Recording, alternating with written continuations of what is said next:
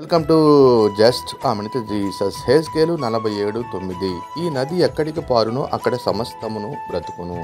యేసుక్రీస్తు ప్రభులు వారు జీవనదిగా పరలోకము నుండి ఈ భూమి మీదకి వచ్చి అపరాధముల చేతను పాపముల చేతను చచ్చిన స్థితిలో అనేక మందిని తన జీవము చేత రక్షించడం జరిగింది.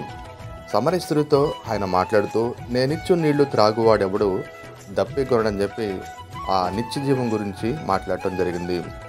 కరోలినా యాన్ బౌల్స్ అనే బ్రిటిష్ రచయిత్రి రివర్ అనే పోయంలో మానవ జీవితాన్ని 4 దశలుగా వర్ణించడం జరిగింది. రివర్ లిటిల్ రివర్ అంటూ బాల్యం గురించి, రివర్ స్వెల్లింగ్ రివర్ అంటూ ఇంపెచ్యువస్ యూత్ అంటే యవ్వన దశ గురించి, రివర్ బ్రిమ్మింగ్ రివర్ అంటే మానవుని యొక్క మధ్య వయసు గురించి, రివర్ హెడ్లాంగ్ రివర్ అంటూ మానవుని యొక్క అంతం గురించి అద్భుతంగా వర్ణించడం జరిగింది. కాబట్టి మానవ జీవితం ఒక నది లాంటిది. ఆమెన్.